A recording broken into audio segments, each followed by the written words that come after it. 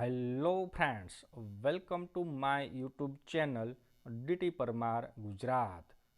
So friends, in last video lecture we were learning very important topic for standard 10th, 11th and 12th science stream as well as general stream. The name of that topic is functions. તો વિદ્યાર્થી મિત્રો છેલ્લા video લેક્ચરની અંદર આપણે ધોરણ 10, 11 અને 12 સામાન્ય પ્રવાહ અને સાયન્સ પ્રવાહ માટે ખૂબ જ અગત્યનો ટોપિક એટલે કે ફંક્શન એનો અભ્યાસ કરી રહ્યા હતા. એમાં આપણે શોઈંગ પર્પસ નામના ફંક્શનનો અભ્યાસ કરેલો.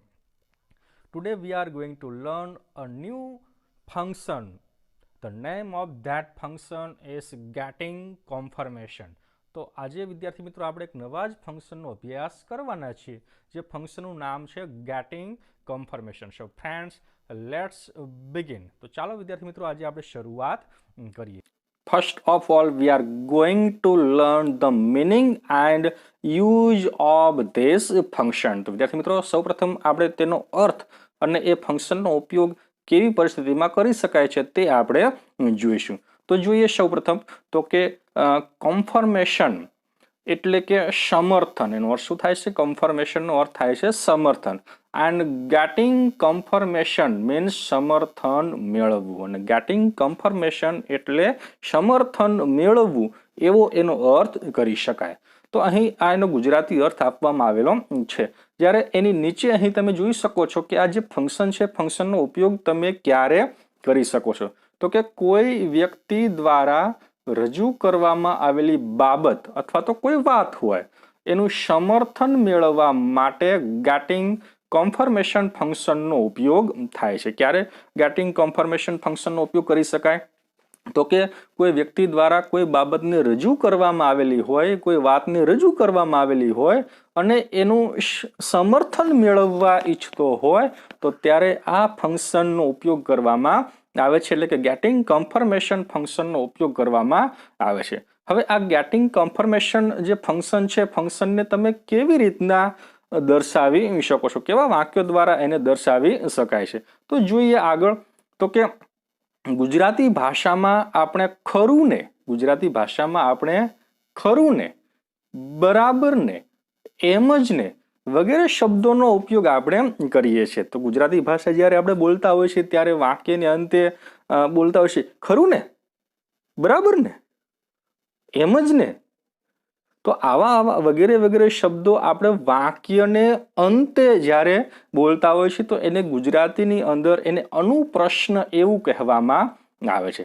અને આ અનુપ્રશ્ન એટલે અંગ્રેજીમાં એને ક્વેશ્ચન ટેગ. શું કહેવામાં આવે છે? Question tag.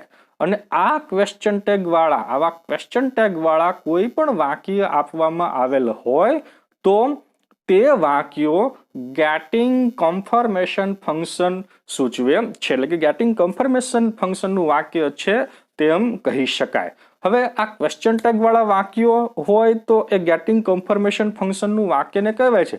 પણ આ ક્વેશ્ચન ટેગ વાળા વાક્યો એટલે કેવા વાક્યોને કેવી રીતના દર્શાવી શકાય? તો અહીં નીચે એક એક્ઝામ્પલ આપવામાં આવેલું છે જેમાં લખ્યું છે he is a clever student. શું લખ્યું છે?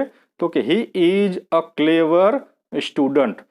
એનો બાજુમાં લાલ અક્ષરે જવાબ પણ લખ્યો છે એજન્ટ હી. તો એને ક્વેશ્ચન ટેગ કહી શકાય. તે એક હોશિયાર વિદ્યાર્થી છે. એજન્ટ હી. હવે તે એક હોશિયાર વિદ્યાર્થી છે. આ વાત રજૂ કરવામાં આવી, આ બાબતને તમે અન્ય કોઈને કહેવામાં તો આવ્યું, પરંતુ એનું સમર્થન કેવી રીતના મેળવવાનું? તો કે તે એક હોશિયાર વિદ્યાર્થી છે. પછી સમર્થન મેળવવા માટે થઈને આપણે ગુજરાતીમાં એવું કહીશું ખરું ને, છે ને, બરાબર ને. અને આ ખરું ને, છે ને, બરાબર ને એટલે આ એજન્ટ હી. શું કહી શકાય? એજન્ટ હી. તો એજન્ટ હી એને એક તમે ક્વેશ્ચન ટેગ તમે કહી શકો, અનુપ્રશ્ન કહી શકો. અને અનુપ્રશ્ન જે એજન્ટ હી આપવામાં આવેલું છે એને તમે ફંક્શનની દ્રષ્ટિએ વાત કરો તો ગેટિંગ કન્ફર્મેશન ફંક્શનનું વાક્ય એને કહી શકાય. જોઈએ આગળ. તો કે ક્વેશ્ચન ટેગ. તો હવે આ જે ક્વેશ્ચન ટેગ વાળા કોઈ પણ વાક્ય આપવામાં આવેલા હોય તો એ ગેટિંગ કન્ફર્મેશન ફંક્શન કહી શકાય. તો આપણે હવે શીખવાનો ટોપિક જે રહ્યો એ કહી શકાય તો કે ક્વેશ્ચન ટેગ. શું કહી શકાય?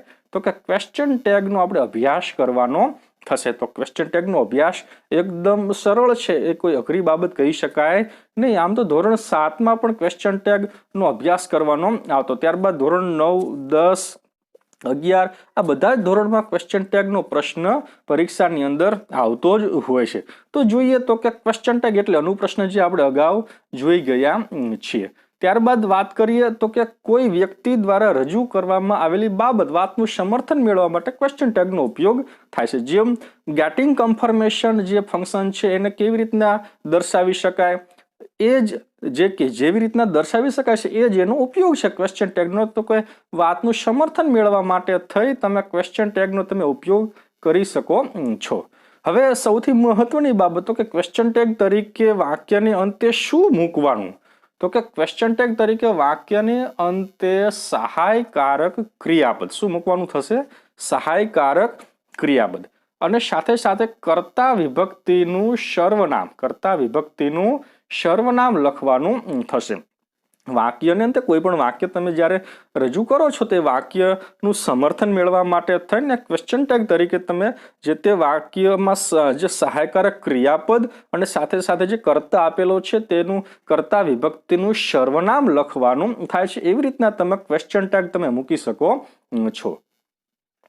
હવે આ ક્વેશ્ચન ટેગ જો હકાર વાક્ય આપેલું હોય તો શું મૂકવાનું થાય, અને નકાર વાક્ય આપવામાં આવેલું હોય તો ક્વેશ્ચન ટેગ તરીકે શું મૂકવાનું થાય?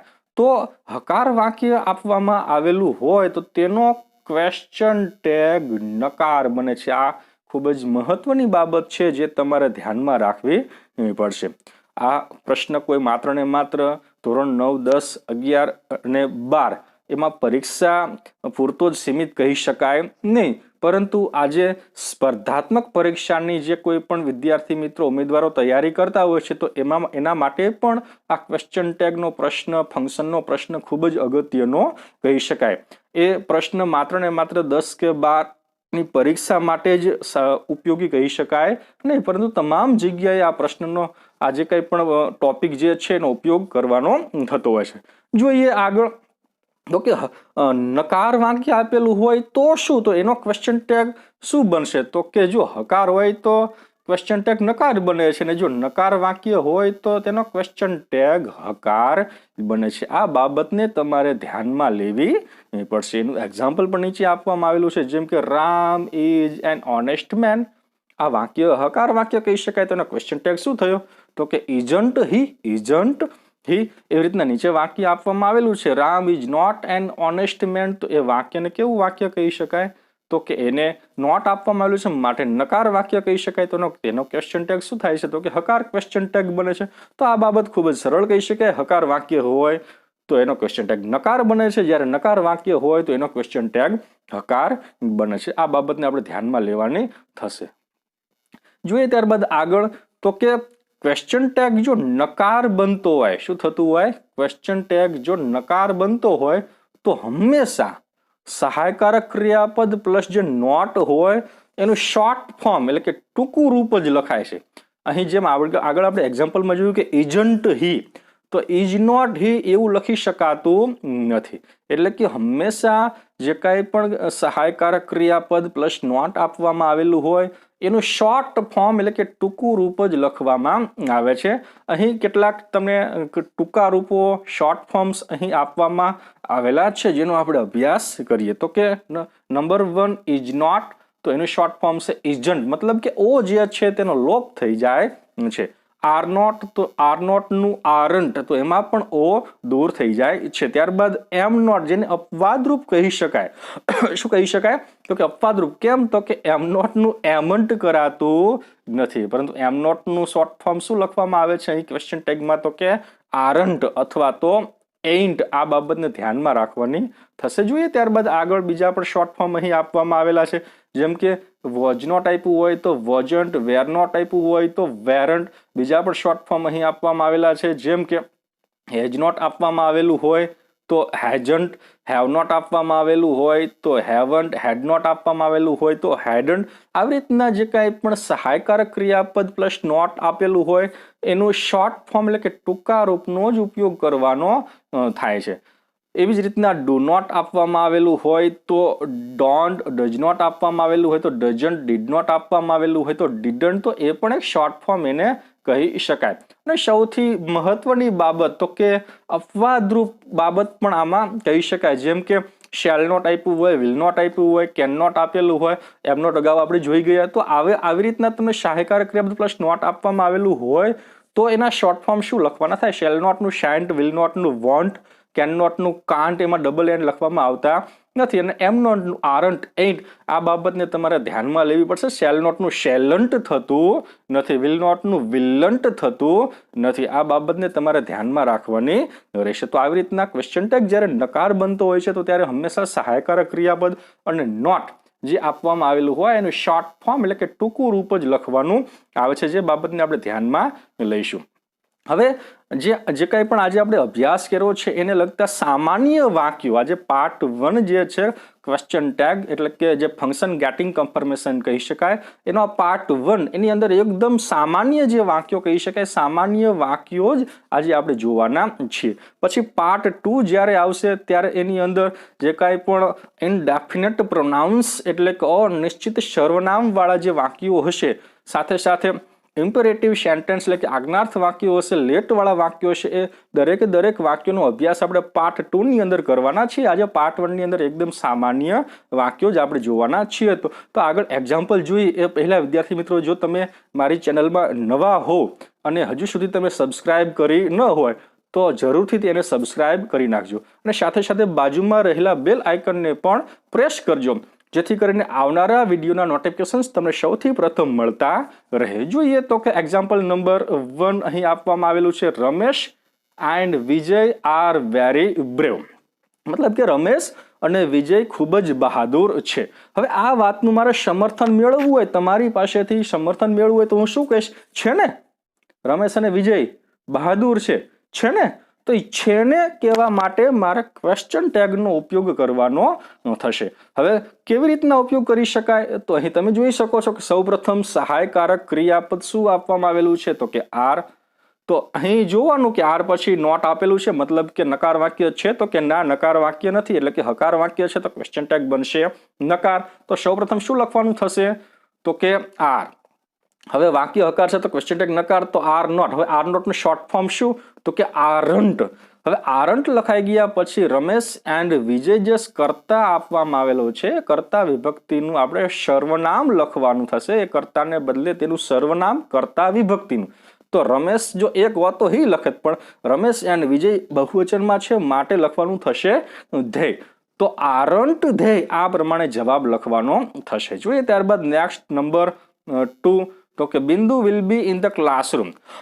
તો અહીં પણ તમે જોઈ શકો છો કે વિલ પછી કોઈ નોટ આપવામાં આવેલું નથી, મતલબ કે હકાર વાક્ય છે, તો ક્વેશ્ચન ટેગ નકાર બનશે. તો વિલ નોટ એનું શોર્ટ ફોર્મ થશે વોન્ટ. હવે ત્યારબાદ સર્વનામ શું? તો કે બિંદુ નામ આપેલું છે, એનું કર્તા વિભક્તિનું સર્વનામ લખવાનું થશે સી. તો વોન્ટ શી, આવો ક્વેશ્ચન ટેગ લખવાનો થશે. એટલે કે આવી રીતના તમને અધૂરું વાક્ય પણ આપવામાં આવેલું હોય, કૌંસમાં તમને ગેટિંગ કન્ફર્મેશન એમ ફંક્શનનું નામ આપવામાં આવેલું હોય, તો તમારે એમાં ક્વેશ્ચન ટેગ જ મૂકવાનો થાય છે અને એ વાક્ય અધૂરું જે કાંઈ પણ વાક્ય છે પૂર્ણ થઈ જશે. અને જો તમને ક્વેશ્ચન ટેગ આપી દેવામાં આવેલો હોય તો એને અનુરૂપ તમારે આગળ કોઈ પણ વાક્ય તમે તમારી જાતે બનાવી શકો છો. જો કૌંસમાં કોઈ પણ શબ્દ તમને આપેલો હોય તો એ શબ્દને અનુરૂપ તમારે વાક્ય બનાવવાનું થશે. જોઈએ નંબર 3, તો કે my brother sang a nice song. અહીં તમે જોઈ શકો છો કે તમને કોઈ હેલ્પિંગ વર્બ મતલબ કે સહાયકારક ક્રિયાપદ આપવામાં આવેલું નથી, પરંતુ તમે જોઈ શકો છો કે સેંગ આવું મુખ્ય ક્રિયાપદ આપવામાં આવેલું છે. હવે સેંગ એટલે કયો ટેન્સ? તો કે સિમ્પલ પાસ્ટ ટેન્સ. હવે અહીં કોઈ નકાર વાક્ય છે નહીં, ભૂતકાળનું રૂપ આપેલું હોય તો નકાર વાક્ય હોઈ શકે નહીં. તો અહીં તમે સેંગ આપેલું છે તો એનો વાક્ય હકાર છે, તો ક્વેશ્ચન ટેગ નકાર બનશે. તો નકાર બનાવવા માટે સૌપ્રથમ પહેલા હેલ્પિંગ વર્બ શું? તો સાદો ભૂતકાળ. એમાં હેલ્પિંગ વર્ગ તરીકે શું આવે? મુખ્ય ક્રિયાપદ વાળા વાક્ય હોય તો એમાં ડીડ નો ઉપયોગ કરવાનો થાય. હવે ડીડ સાથે નોટ એટલે કે ડીડ નોટ નું શોર્ટ ફોર્મ તો કે ડીડન્ટ. શું થશે? ડીડન્ટ. અને માય બ્રધર જે સબ્જેક્ટ આપવામાં આવેલું છે એનું કર્તા વિભક્તિનું સર્વનામ માય બ્રધર, મારો ભાઈ એક છે માટે હી. તો ડીડન્ટ હી, આવો જવાબ લખવાનો થશે. જોઈએ number 4, I am not a lawyer. આમ તો એમ આપ્યું હોય, હકાર વાક્ય હોય ને એનું નકાર ક્વેશ્ચન ટેગ બનાવતું થતું હોય તો એમ નોટનું એમન્ટ નહીં પરંતુ એન્ટ અથવા તો આરન્ટ લખવાનું થાય, પરંતુ અહીં તો ઓલરેડી નકાર વાક્ય જ આપેલું છે તો ક્વેશ્ચન ટેગ એનો હકાર બનશે, અને હકાર બનશે તો નોટ લખવાની કોઈ આવશ્યકતા રહેતી નથી, માત્ર ને માત્ર એમ આઈ આવો જવાબ લખવાનો થશે. આઈ એમ નોટ અ લોયર, હું એક વકીલ નથી ને, આઈ એમ નોટ અ લોયર, તો એમ આઈ આ પ્રમાણે જવાબ લખવાનો થશે. જોઈએ નંબર 5, હી પ્લેઝ ક્રિકેટ વેલ, તો તે સારી રીતે ક્રિકેટ રમે છે ને. હા, તો એ સમર્થન મેળવવાની વાત થઈ, તો અહીં પણ તમે જોઈ શકો છો કે વાક્ય હકાર છે, ક્વેશ્ચન ટેગ બનશે નકાર. તો નકાર બનાવવા માટે સૌપ્રથમ હેલ્પિંગ વર્બ કોઈ આપવામાં આવેલું નથી, પરંતુ પ્લેઝ સિમ્પલ પ્રેઝન્ટ ટેન્સનું વાક્ય છે, માટે ડુ અથવા ડઝ એસ આપેલો છે તો ડઝનો ઉપયોગ કરવાનો થશે. ડઝને નોટ જોડી દો તો ડઝ નોટનું શોર્ટ ફોર્મ શું થશે તો કે ડઝન્ટ, અને અહીં ઓલરેડી તમને સર્વનામ જ આપેલું છે કર્તા વિભક્તિનું, તો ડઝન્ટ હી અહીં જવાબ લખવાનો થશે. જોઈએ number 6, Reshma can speak English. Reshma can speak English. Reshma અંગ્રેજી બોલી શકે છે, બોલે છે ને. હા, એનું સમર્થન મેળવવા માટે થઈને તમારે આ પ્રમાણે ક્વેશ્ચન ટેગનો ઉપયોગ કરવાનો થશે, એટલે કે ગેટિંગ કન્ફર્મેશન ફંક્શનનો ઉપયોગ કરવાનો થશે. તો અહીં રેશમા કેન સ્પીક ઇંગ્લિશ એ પ્રમાણે તમને જે વાક્ય આપેલું છે એનો ક્વેશ્ચન ટેગ શું તો કે વાક્ય કેવું તો કે કેન સ્પીક, એમાં કેન સ્પીકની વચ્ચે નોટ આપેલું નથી, માટે માત્ર ને માત્ર હકાર વાક્ય. હવે એનો ક્વેશ્ચન ટેગ જે બનશે તે નકાર બનશે. સૌપ્રથમ હેલ્પિંગ વર્બ તો કે કેન, એને નોટ જોડો તો કેન નોટનું શોર્ટ ફોર્મ જ લખવાનું, ફૂલ ફોર્મ ક્યાંય લખવાનું છે નહીં, તો કેન નોટનું શોર્ટ ફોર્મ થશે કાન્ટ, એમાં ડબલ વખત એન લખવાનું થશે નહીં. હવે ત્યારબાદ જુઓ તો કે કર્તા શું આપ્યું છે, રેશમા આપેલું છે, તો રેશમાનું કર્તા વિભક્તિનું સર્વનામ એટલે કે સી થશે, તો કાન્ટ સી એ પ્રમાણે તમારે અહીં જવાબ લખવાનો થશે. જોઈએ ત્યારબાદ નંબર 7, તો કે they should do there homework regularly. તેઓ નિયમિત રીતે તેઓનું ગૃહ કાર્ય કરવું જોઈએ, ખરું ને, બરાબર ને. હા, નિયમિત રીતે ગૃહ કાર્ય કરવું જોઈએ. તો અહીં તમને જોઈ શકો છો કે જે હેલ્પિંગ વર્બ છે તે તમને શુડ આપવામાં આવેલું છે. શું આપવામાં આવેલું છે તો કે શુડ આપવામાં આવેલું છે. હવે શુડ પછી કોઈ નોટ આપવામાં આવેલું નથી, એટલે કે હકાર વાક્ય છે, ક્વેશ્ચન ટેગ બનશે નકાર. તો શુડ નોટ એનું શોર્ટ ફોર્મ શું થશે તો કે શુડન્ટ, માત્ર ને માત્ર ઓનો લોપ કરી દેવાનો થશે. ઓલરેડી સર્વનામ કર્તા વિભક્તિનું ધ્યેય આપવામાં આવેલું જ છે, તો શુડન્ટ ધ્યેય આ પ્રમાણે તમારે અહીં જવાબ લખવાનો થશે. તો આવી રીતના જે કંઈ પણ એક્ઝામ્પલ હતા એના જવાબો પણ આપણે મેળવવાનો પ્રયત્ન કર્યો. ખૂબ જ સરળ ટોપિક આને કહી શકાય.